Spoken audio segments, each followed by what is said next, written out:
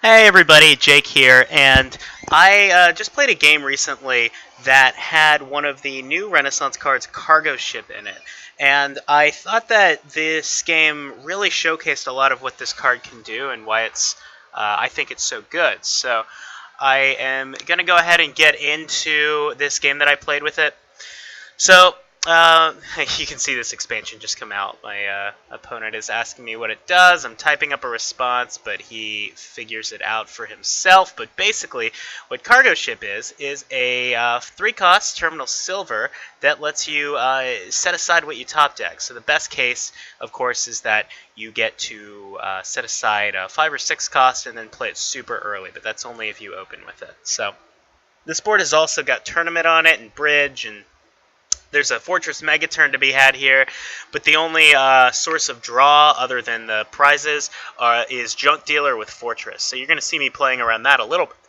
But you're also seeing me open Tournament and Cargo Ship. So the impact, I am really lucky to draw the Cargo Ship on turn 3 because that gives you the best case scenario of getting to set aside a 5-cost and play it on turn 4.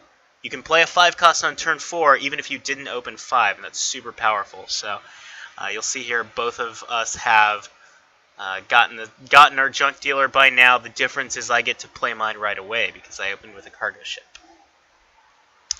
In general, I don't know that I think opening Bridge is very powerful at all, but I mean, I don't know. There's a case for it for sure. But I do think that opening the Cargo Ship is going to be very strong in almost every case. That's just my hot take. So we see here he goes ahead and hits 5. And gets himself another Junk Dealer. And I trash some stuff, and I decide what to do with this. I think for a second, and I do have cards I want to keep thinning. Normally 2 Junk Dealers is enough, but because I'm trying to set up this wonky sort of draw that relies on trashing fortresses with Junk Dealer, and then that increases your hand size, I go ahead and get another Junk Dealer. That's good right now because I get to set it aside with Cargo Ship. Again, Cargo Ship OP. And it's going to be good later because I'll have that Fortress Junk Dealer thing going on. So, which is going to be good to support this Bridge Megaturn when I eventually start pivoting my focus into that.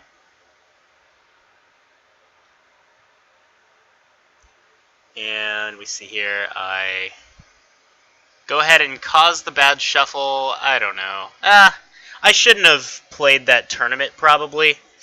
I'm not actually... Am I buying a gold? Oh, I think I am buying a gold, aren't I? Okay, so if I'm buying a gold to get a province for tournament, by the way, that's why I would do it. Gold's not a great card here. So I do that. I get a gold.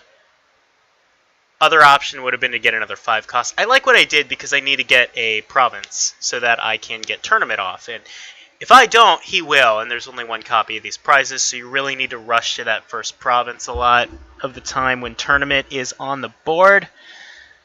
He gets to 7 and puts his action token on Bridge. He has declared to me how he intends to win the game. So I play a Brave Junk Dealer and get rewarded for it. Okay, another Cargo Ship power move. I've got my tournament coming up in these 4 cards. I bought a province with Cargo Ship, and I'm going to have it in my hand next turn. Cargo Ship is OP.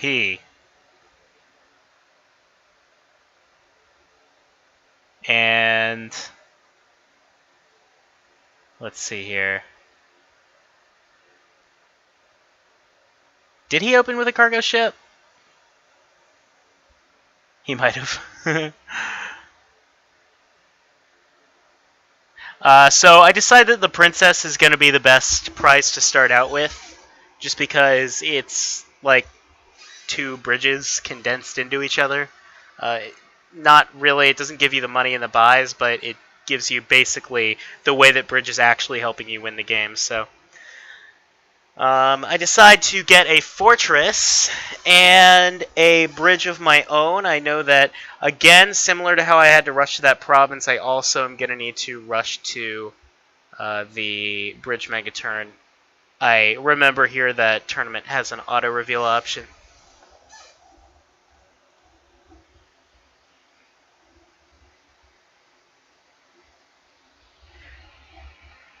And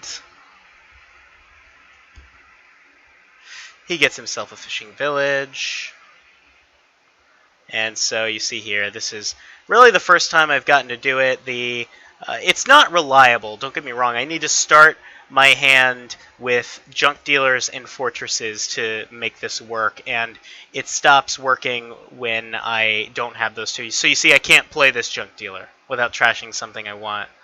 Because I've already played my fortress. So once you play the fortresses that you have, the draw shuts down. This is not good draw. It's just that it's the only draw here, and this payload is so good and explosive that it's worth trying to play around bad draw to make it work. So at this point, I get a fortress and set it aside with cargo ship, and that's going to be good because I want to have a fortress in the starting hand. That means I also want a junk dealer in the starting hand, though, so go figure, I don't know.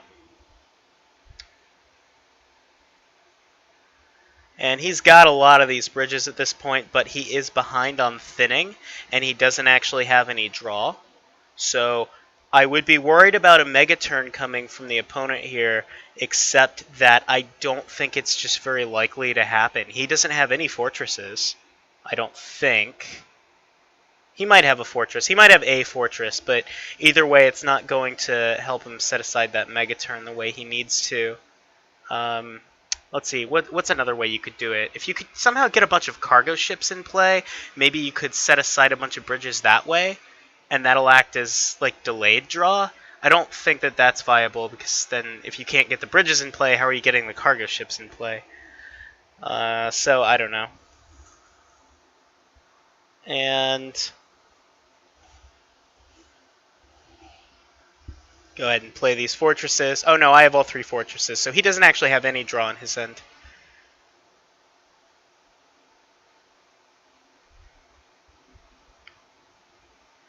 And what am I thinking about doing here?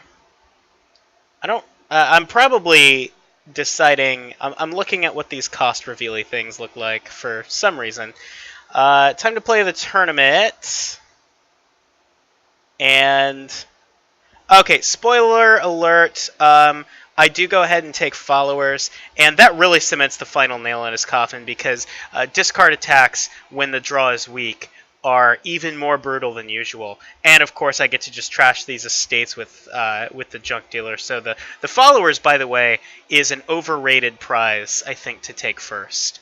I think a lot of people just go for followers really quickly, and it's often as bad for you as it is for your opponent. But here that's not the case, and so you see, he sees what's going on and resigns. But anyway, mostly I just wanted to make this video to talk about this game I played, but also just talk about how good I think Cargo Ship is as a result. So let me know in the comments if you would have done pretty much what I did, or what you think about really the new set, but also Cargo Ship in general. And I will talk to you later.